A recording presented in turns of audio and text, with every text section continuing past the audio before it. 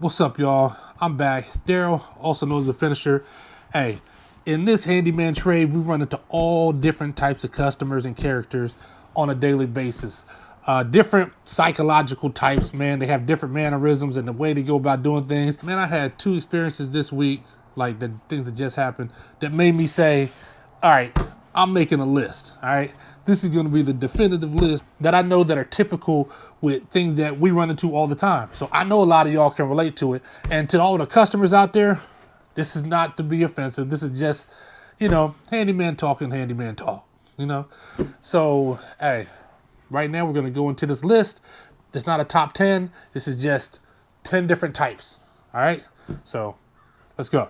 All right, the first customer type is what we like to call the meticulous. Is that a real word? I don't know, but it is now because that's a category that we use to define. It's the person, y'all know, the person who just is so detail oriented, it's to a fault. To where, look, I get it. I love a perfect job or as close to perfection as much as the next man. But there are levels to what should be accepted and not. I had a lady, put it like this. Here's an example. I had a lady that I painted her whole house, right? Everything was great. She loved everything. And then I got a call. She said there's a problem in her bathroom on the wall. I go over there. I walk into the bathroom. I walk in ahead of her. So I walk into the bathroom and she said, oh, no. You can't stand in front of it. You won't be able to see it. I said, okay, all right. That's already like, then I walked over where she is on the side, kind of looking, at the wall from the side in the corner with one eye open. I still can't see anything. And she's even trying to get frustrated because she can't see it right now. Then we turn the light on and off, and nope, vanity lights, nope. Then she finally puts a light on an angle because she had a skylight. So what she put it, acted like there was a light coming in from the skylight, and then you could see about the size of a quarter. There was a little tiny bit of flashing going on in one spot, but you could only see it at a certain time of the day because when the light was coming on at a certain angle, and you could never see it any other time. Meticulous. For this next customer, I had to put my hoodie on, man. The watcher. I know you guys know about this guy or lady. This person, sometimes I've had people where I'm painting a spot on the wall and they scare you. You know what I mean? Like, I turn around and boom, I run into them. Like, oh, I didn't know you were there. I didn't know you were standing there. Everywhere you are, I'm under the sink doing something. I come to get up and boom, they're standing right there, like, not saying anything, not upset. I'm not saying upset. They're really just some of them are just observant. They just want to see what the process looks like. But man, sometimes, I don't know, sometimes it's a little stalkerish. You know what I mean? So that's, I actually have, I'm not even gonna go there. They have the watcher, but they have stalker tendencies, so we turn around at any given moment, they might be right there. Not saying anything, just there. Now this person here, the ambassador. Now there's no contractor alive, no handyman alive that's not dealt with the ambassador. The ambassador is gonna give you, they know everybody. All right, they know everybody in the area, and they're gonna give you all the work that you can handle, man. If you just do their job and you do it for a fair price, for a good price, whatever that is, whatever they consider a good price, they're gonna have you so flooded with work that you're not gonna know what to do. I had one guy tell me one time, it was a shower. This dude had so much mold in the shower. Underneath, he had to cut a hole in the ceiling because they had a leak. Cut a hole in the ceiling in the living room, just black inside of there. I went up, looked at it was a tile shower next to the garden tub, all tile. Glass shower doors, I'm gonna have to rip out everything. And then the subfloor, because you can start seeing the mold coming from the sides and the drywall deteriorating. And he was like, look, took me outside, said, look, I don't know how much you think it's gonna cost, but I'd like to keep the cost under $700. And I got two churches. I'm a pastor at two churches. And I was like, really? 700 to rip out a tile shower and tub and put a new one in for under 700? And I'm gonna get a bunch of your parishioners or, that's crazy talk, man. Crazy. But that's what the ambassador does, man. They introduce you to everybody. They know everybody. Quick interlude. I need y'all to subscribe to this channel so y'all can get some more of this work, man. We can, Handyman 2.0, we can elevate this whole thing. So subscribe. You know, if you want to comment or like, you can do that too. But make sure you hit that subscribe button, all right? Back to the show. The next customer type is the shark. I actually like the shark. You know, all business, all the time. It's when, you know, when I get a little wordy and, you know, I start talking to them and I start trying to explain all the details about, you know, what the job and what you have to do and this and that. They just shut it down like, look, I need to get it done. So that's it. They give you their keys or they leave the keys under the mat, even if they've never met you before, and you go get the job done, and that's that. I mean, they don't really question anything. How much it costs, they don't care about nothing. They just need the job done. They want it done right, and they've already checked your background. You know, you can tell them whatever you want about your YouTube or your whatever. They ain't gonna look at nothing else. They've looked at it. I've had people tell me, look, there's a reason why I called you, okay? So I want you to have the job. Just let me know how much it's gonna cost. We'll get a date set up. Key will be wherever I tell you it is, and just do that, and that'll be that. I love the shark. Cut and dry, that's it. Just handling business. Next, there's one we like to call the head faker. You know, just like you know, if you're trying to make a juke move real quick, yeah, that's what these people do. All right, so you'll have work scheduled with them. This is the one that made me do this list. Okay, you have work scheduled with them. And this one was like a punch list, but it wasn't a lot. It was just doors. So I was fixing wood rot, and I was fixing, I was hanging 4 interior doors where I had to hang the slabs. So, you know, cut the hinges and all that. On my estimates, I don't itemize. I used to be when I first started, I itemized everything to a ridiculous extent, which lost me a lot of money. So I don't itemize anymore, but I do separate certain things. So I did separate the wood rot from the interior door installation. I mean, you know, I get there. This is after weeks. I mean, weeks and weeks and weeks. They took the estimate probably 3 weeks after I sent it. Then we scheduled. So it had been like 4 or 5 weeks. And then all of a sudden I get there and he's like, I'm working on the wood rot first. Then he pulls up, he's like, oh yeah. And then the workload upstairs with all the doors, it's been slashed way down because, you know, we actually out of the 4 doors, 3 of them, we were able to fix them enough to where, you know, they look fine as far as, you know, because they were putting the house on the market.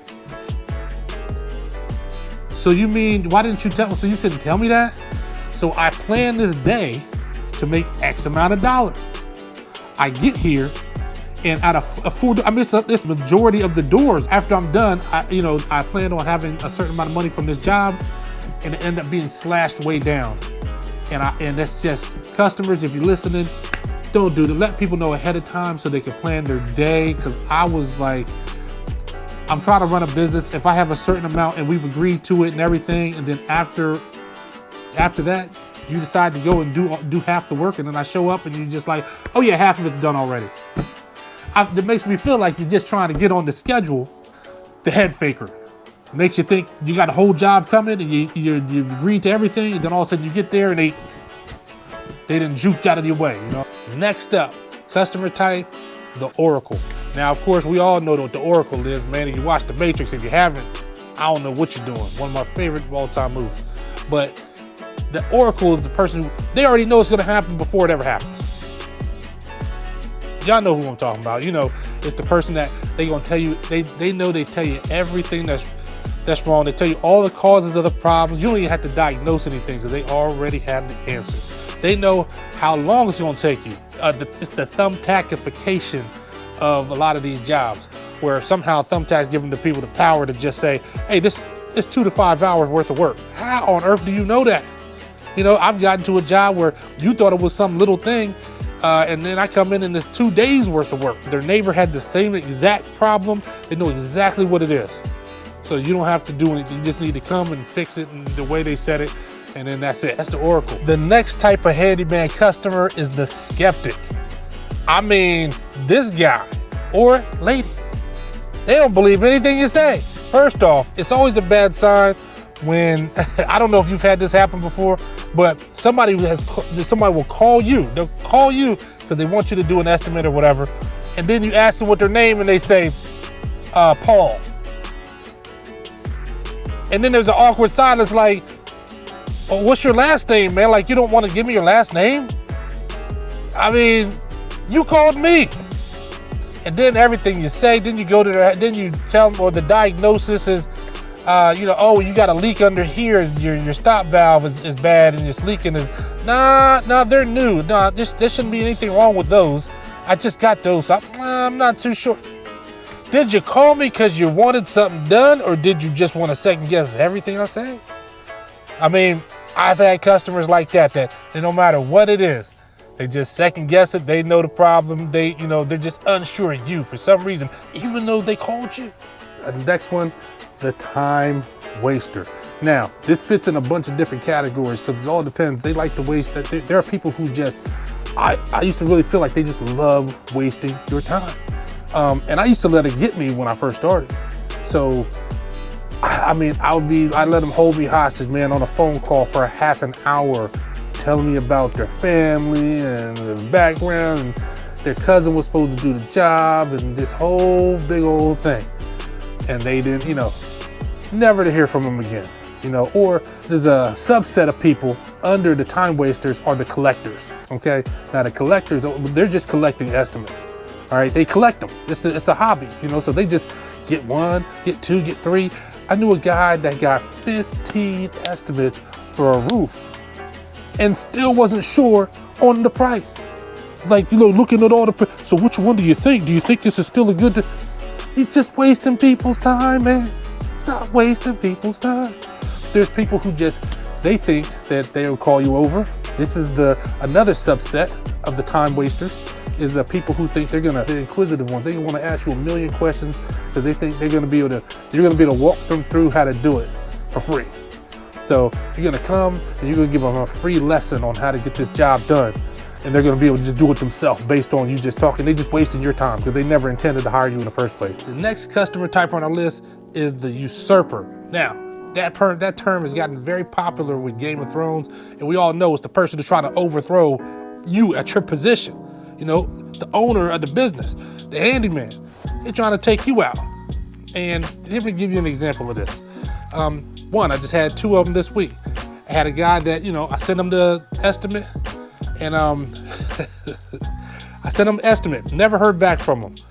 When I was at his house taking the measurements, he talked about a certain date that he would like to start. And I was like, okay, well, that date is open as of right now. I sent him the estimate, never heard back from him. Then he just hit me up like, hey, that date, which was now it's like the next day. Okay, so I'm still want to start then, and I'm going to give you the deposit that day as well.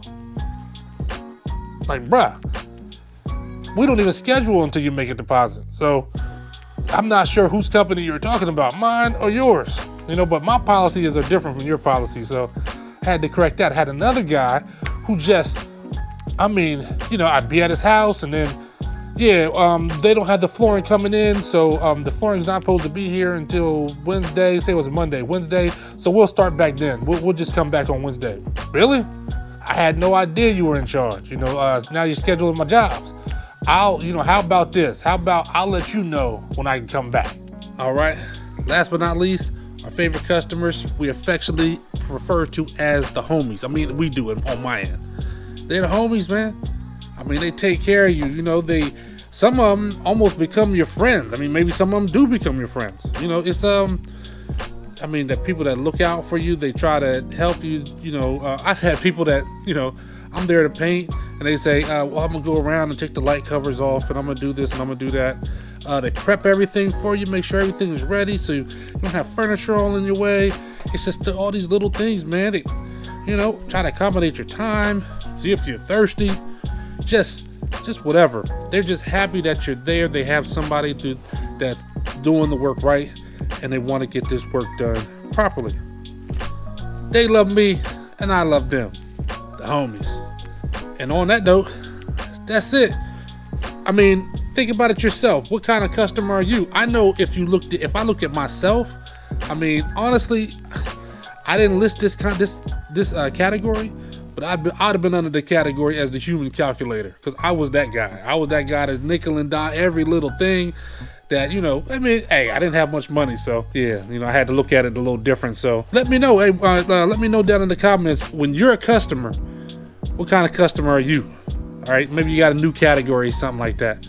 I don't know, it'd be interesting. All right, so until next time, Daryl, Finisher, out of here. Like, comment, subscribe. Stay safe and be blessed.